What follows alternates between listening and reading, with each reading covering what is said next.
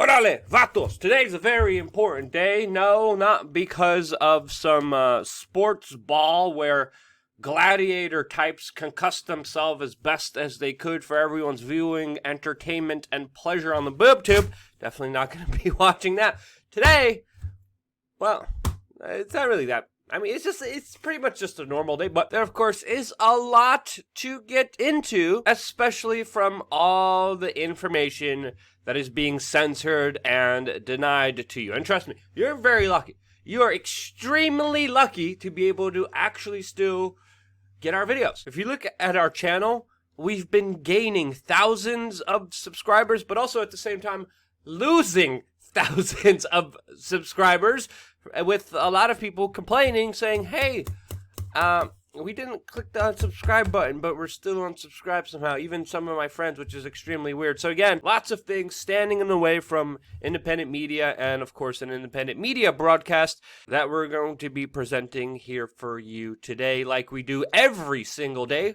Well, mainly because we're supported by you. And one easy way to support us is by checking out our new shirts like this one that we just got. The Don't Sneeze on Me special, which you can only get right now for a limited time offer on teesprings.com. The link, of course, will be in the description below. And with your purchases of the shirt, it allows us to continue this independent, free, anti-establishment news show. Now, outside of the bread and circuses, sports balls, there, of course, has been a lot of attention on the Chinese coronavirus, which I've been following very closely, and as of now, the situation is still in the state of, crap, no one knows what the hell's going on, and in reality, it's going to still take about, I would say, 5 more days to see exactly how things will be panning out from here. But here in the United States, big tech companies who are tied into the U.S. federal government and their agencies are doing what the Chinese government did during the beginning of this crisis, when doctors and other journalists in China started to talk about this new virus in December coming out. The Chinese government responded not by taking appropriate emergency actions, not by increasing medical staff and facilities to be able to take on this new virus. No, they took on this new virus by arresting doctors and journalists who were warning about this. There's this crazy video going around just showing the arrest of one of these individuals, and it's just absolutely infuriating knowing that there's people doing the right thing, and this big bureaucratic top-down state is just crushing them, causing more pain and suffering on humanity. And we have to understand big tech, including YouTube, has been taking the same approach as our channel has been hit. Our videos who go into this particular topic always get hit. But again, this is a hard decision because I need to, one, survive, and YouTube is making it very difficult for me to survive, but this is a topic that does need to be discussed in a fair and accurate way where you get all different perspectives, all different sides of the story, so you can make up your own mind, so you can be prepared and you can be smart about, this big emergency. But again, this is the conundrum that I am facing every day. But again, this story is too important not to cover, not to talk about honestly and fairly, and this is why we still talk about it on independent media. We don't have a lot of money, we're broke. That's mainly because we talk about issues that, again, for some reason, these tech giants like Alphabet, Google, YouTube are, of course, going after and not just outright deleting, but limiting the numbers of views that critical content of the state and critical content of big pharma, critical content that just gives you a different perspective. It's just completely eviscerated from everyone's reality, and this is why sharing this video is so important. There's other videos coming out from the epicenter of all of this, Wuhan, China, showing, of course, just desolate streets as things are getting very serious here in the United States, as the Pentagon now officially is preparing a major 1,000-person quarantine area to prepare for a big possible outbreak of this new virus. All of this on the heels of the first death outside of China related to this virus, as of course new people are being tested for this virus all over the world. Some still waiting for confirmation, like in New York City, while others have been confirmed in Boston, and the cases keep growing from here, as everyone expects them to grow, as even the mayor next to the city of the epicenter city, Wuhan, is warning that there will be a significant increase in these cases coming this weekend. And to make the situation that much worse, there are new cases of bird flu outbreak also coming out in China that just killed 4,500 chickens, near, of course, the epicenter of this coronavirus. So just when you thought the situation couldn't get worse, especially for the people in China, well, it's getting worse. Now, if you remember watching our videos just a few days ago when this coronavirus first hit the media, we told you that it's best not to believe the Chinese government. These are similar epithets being spread right now by U.S. Senator Tom Cotton, who talked about the evidence that we talked about in our previous videos, how this new virus most likely came from a bioweapons facility, which is also located in the epicenter city of Wuhan. He has also questioned the Chinese government's official story, which does deserve to be questioned, since of course there is DNA evidence, according to some scientists,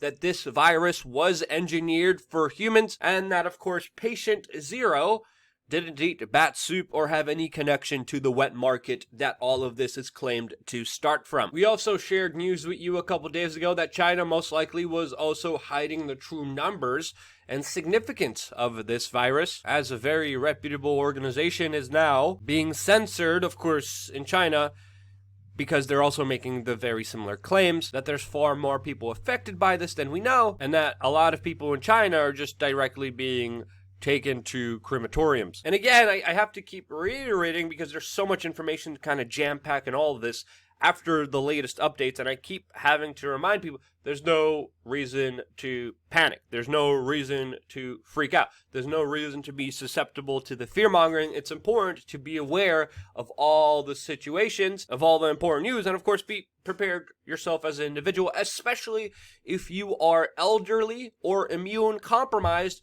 This should be, of course, worrying to you, just as it is the flu, which kills more people than, of course, this new virus. Now, where this virus will go, no one knows yet. And again, a lot of experts are claiming that within the next 5 days, we will really know and have a complete handle on it.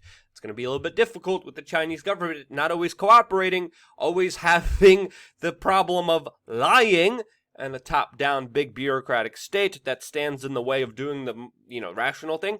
But in the next 5 days, there should be more clear evidence to the trajectory and actual impact of this virus, which of course we're going to be following and keeping a very close eye on, since it's a very important situation to keep watch on. Now, moving forward, in a totally unrelated story, dealing with the evils of human trafficking, which, by the way, increases dramatically where they play big sports balls events like the Super Bowl, which is something to also keep a keen eye on. But Ivanka Trump, the daughter of U.S. President Donald Trump, the person who cried to her father to bomb a foreign country, which Donald Trump did, according to Donald Trump's own son. Yes, Ivanka Trump persuaded her father to bomb Syria and the Syrian government forces based off of a chemical weapons attack, which again has been proven to be a false flag, which we knew was a false flag. Many other people knew was a false flag as it happened, but of course that didn't matter. Anyway,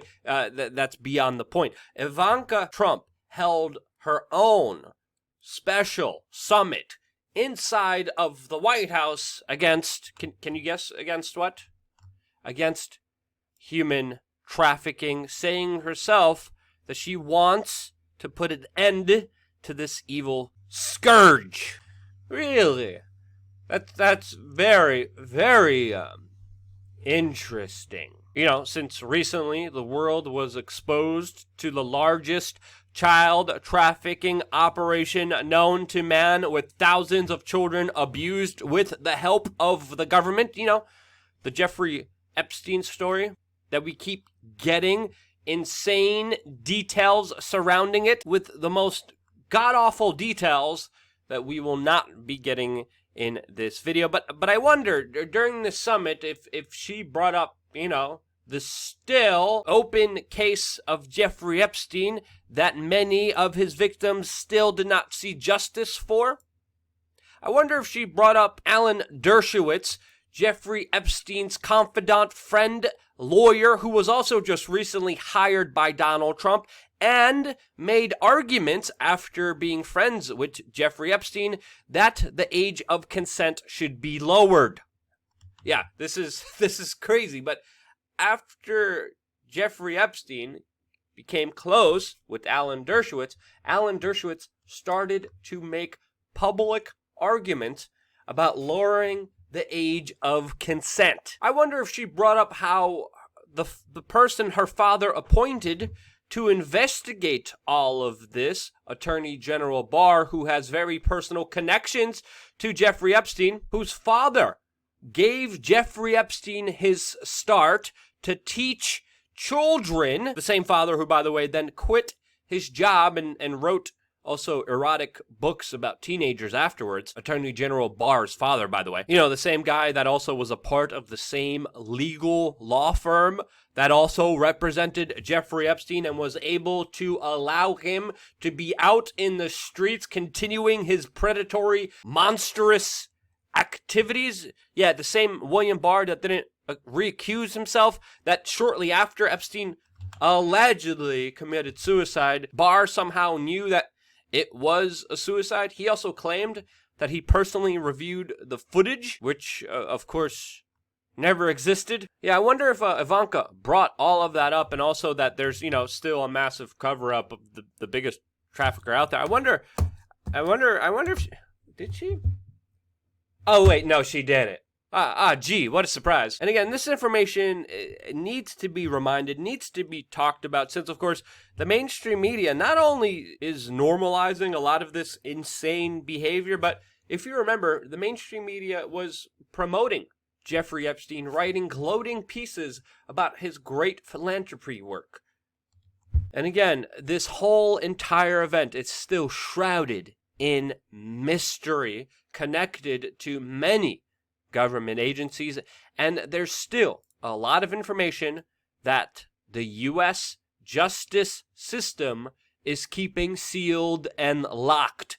There are documents listing exactly what happened, other powerful political, entertainment, technocratic leaders in our society that are implicated here that could be exposed, but these documents are still being sealed. While many of the perpetrators that committed awful acts with Jeffrey Epstein that were still very close to Jeffrey Epstein, just like Victoria's Secret owner Lex Wexler, well, there's new information just coming out now that, of course, he knew what Jeffrey Epstein was doing and didn't do anything to stop him. There's also allegations coming against him, while, of course, British royalty is literally standing in the way, according to some, of just even finding out what's happening here. As, of course, Prince Andrew, as mentioned here by this Miami Herald article, is stonewalling the investigation, according to U.S. attorneys in this case, about what actually happened here. And by the way, the Miami Herald, even though they have a crap ton of advertisements on their website, we have to give credit where credit is due. They are one of the mainstream media organizations, I think, really the only ones. No, I'm not interested. Stop giving me all these pop-ups and all these. I have ad blocker too. Holy cow. But again, regardless of that, the Miami Herald really was one of the few brave mainstream media organizations that actually was not afraid to talk about the Jeffrey Epstein story. They were able to actually investigate it and expose a lot of important information that we wouldn't know if it wasn't for them. It wasn't just them, but they were a large portion of it, and they actually do deserve some credit here. Now, again, we have to be reminded, many of these powerful individuals with a lot of evidence against them, with a lot of accusers against them, well, they're still walking around scot-free, including, of course, who many people think was even above Jeffrey Epstein, and that, of course, is Ghislaine Maxwell, that, according to some unverified sources, is hiding in Israel, which is a probability, as even Haaretz, an Israeli popular news organization, talked about how Israel has been becoming a haven for suspected Jewish sex offenders. And that's something probably you won't ever hear from Ivanka Trump. That again, if you really want to deal with the issues of human traffickers, how about punish the biggest perpetrators of them? How about we get some justice for the thousands of children still affected by this? How about we go after the most powerful monsters who are still scot-free and haven't even been interviewed? And until we do that, sorry, but those summits don't have any credibility, should be scrutinized, and essentially is just fake, just like this Rothschild who is saying that she's fighting climate change by wearing old clothes. Do you believe the hubris of these little smug, uppity-nosed, little unaware minions? And of course, their hubris, their lack of reality could all be slapped down with them, with, of course, people just waking up to the true reality of it. This is why we have censorship of independent media. This is why we have an uphill battle that's been utterly impossible to get through, but we're still fighting tooth and nail, mainly because we have you. We have you sharing this video. We have you supporting us. You have you donating. You have you getting t-shirts, telling your friends, getting the message out there. And because you guys still do that, this is why I'm still here. And this is why I try to end every single video by saying, I love you guys. Thank you again so much for watching. Stay tuned for more here on wearechange.org.